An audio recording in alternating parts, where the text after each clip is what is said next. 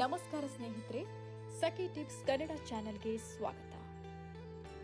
ಇವತ್ತು ಸೋಷಿಯಲ್ ಮೀಡಿಯಾದಲ್ಲಿ ತುಂಬಾ ಚರ್ಚೆಯಾಗ್ತಿರೋ ಒಂದು ವಿಷಯದ ಬಗ್ಗೆ ಮಾತನಾಡೋಣ. ಬೃಂದಾವನ ಧಾರಾವಾಹಿ ನಟ ಹಾಗೂ ಕನ್ನಡ ಯೂಟ್ಯೂಬರ್ ವರುಣ್ ಆರಾಧ್ಯ ಹೊಸ ಹುಡುಗಿಯ ಜೊತೆ ಎಂಗೇಜ್ ಆಗಿದ್ದಾರೆ ಅನ್ನೋ ಸುದ್ದಿ ಈಗ ಎಲ್ಲೆಡೆ ವೈರಲ್ ಆಗ್ತಾ ಇರೋದು.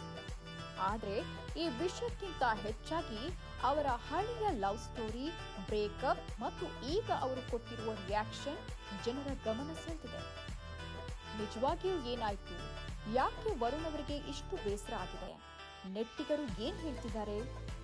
ಇವೆಲ್ಲದರ ಕಂಪ್ಲೀಟ್ ಸ್ಟೋರಿ ಇವತ್ತಿನ ವಿಡಿಯೋದಲ್ಲಿ ನೋಡೋಣ. ಹಾಗಾದ್ರೆ ವಿಡಿಯೋವನ್ನ ಎಂಡ್ ತನಕ ಮಿಸ್ ಮಾಡಬೇಡಿ. ಬೃಂದಾವನ ಧಾರಾವಾಹಿಯ ನಟ ಹಾಗೂ ಕನ್ನಡ ಯೂಟ್ಯೂಬರ್ ವರುಣ್ ಆರಾಧ್ಯ ಇತ್ತೀಚೆಗೆ ಹೊಸ ಹುಡುಗಿಯೊಂದಿಗೆ ಎಂಗೇಜ್ ಆಗಿರುವ ವಿಚಾರ ದೊಡ್ಡ ಮಟ್ಟದಲ್ಲಿ ಚರ್ಚೆಯಾಗಿತ್ತು. ಇದಕ್ಕೂ ಮೊದಲು ಅವರು ಒಬ್ಬ ಯೂಟ್ಯೂಬರ್ ಜೊತೆ ಪ್ರೇಮದಲ್ಲಿದ್ದು ನಂತರ ಬ್ರೇಕಪ್ ಮಾಡಿಕೊಂಡಿದ್ರು. ಈ ವಿಷಯದ ಬಗ್ಗೆ ಹಲವರು ನೆಗೆಟಿವ್ ಕಾಮೆಂಟ್ ಮಾಡ್ತಾ ಇರುವ ಹಿನ್ನೆಲೆ ವರುಣ್ ತಮ್ಮ ಮನದ ನೋವನ್ನ ಹೊರಹಾಕಿದ್ದಾರೆ. ಬ್ರೇಕಪ್ ಆಗಿ ಈಗಾಗಲೇ 3 ವರ್ಷಗಳಾಗಿವೆ. ಕಾಲದೊಂದಿಗೆ ಮನುಷ್ಯ ಬದಲಾಗುವುದು ಸಹಜ. ಬ್ರೇಕಪ್ ನಂತರ ಮೂವ್ ಆನ್ ಆಗೋದು ತಪ್ಪ. ಪ್ರತಿಯೊಬ್ಬರಿಗೂ ತಮ್ಮ ಜೀವನವನ್ನ ಹೊಸದಾಗಿ ಕಟ್ಟಿಕೊಳ್ಳುವ ಹಕ್ಕಿದೆ ಅಂತ ಅವರು ಸ್ಪಷ್ಟವಾಗಿ ಹೇಳಿದ್ದಾರೆ. ಇನ್ನು ಸೋಷಿಯಲ್ ಮೀಡಿಯಾದಲ್ಲಿ ಕೆಲವರು ಹಳೆಯ ಸಂಬಂಧವನ್ನ ತೆಗೀತಾ ಕಾಮೆಂಟ್ ಮಾಡೋದು, ಮಾಜಿ ಗೆಳತಿಯ ಹೆಸರನ್ನ ಮತ್ತೆ ಮತ್ತೆ ಪ್ರಸ್ತಾಪಿಸೋದು, ಹೊಸ ಸಂಬಂಧದ ಜೊತೆ ಹೋಲಿಕೆ ಮಾಡೋದ್ರಿಂದ ಅವರಿಗೆ ಬೇಸರವಾಗ್ತಿದೆಯಂತೆ. ಒಂದು ಮಟ್ಟಿಗೆ ಎಲ್ಲವನ್ನ ಸಹಿಸಿಕೊಂಡು ಮೌನವಾಗಿರುವುದು ಉತ್ತಮ ಅನಿಸುತ್ತೆ.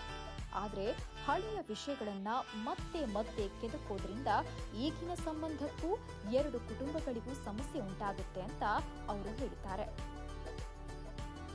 ಇನ್ನು ಶೀಘ್ರದಲ್ಲೇ ಒಂದು ದೊಡ್ಡ ಕಾರ್ಯಕ್ರಮದ ಮೂಲಕ ತಮ್ಮ ಫಿಯಾನ್ಸಿ ಯಾರು ಎಂಬುದನ್ನ ಅಧಿಕೃತವಾಗಿ ಪರಿಚಯಿಸುವುದಾಗಿ ಹೇಳಿದ್ದಾರೆ.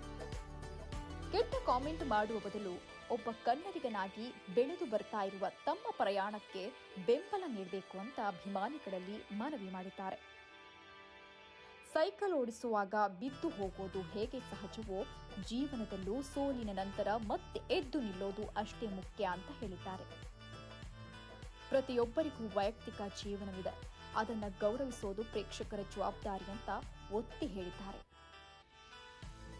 ಇದು ವರುಣ್ ಆರಾಧ್ಯ ಅವರ ಬಗ್ಗೆ ಈಗ ನಡೀತಾ ಇರುವ ಕಂಪ್ಲೀಟ್ ಅಪ್ಡೇಟ್.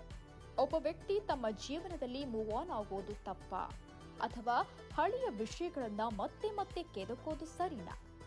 ಈ ವಿಷಯದ ಬಗ್ಗೆ ನಿಮ್ಮ ಅಭಿಪ್ರಾಯ ಏನು ಅನ್ನೋದನ್ನ ಕಾಮೆಂಟ್ನಲ್ಲಿ ತಿಳಿಸಿ.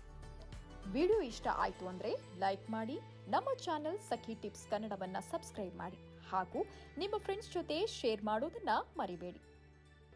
ಮತ್ತೆ ಇನ್ನೊಂದು ಇಂಟ್ರೆಸ್ಟಿಂಗ್ ವಿಡಿಯೋ ಜೊತೆ ಸಿಗೋಣ. ಧನ್ಯವಾದಗಳು.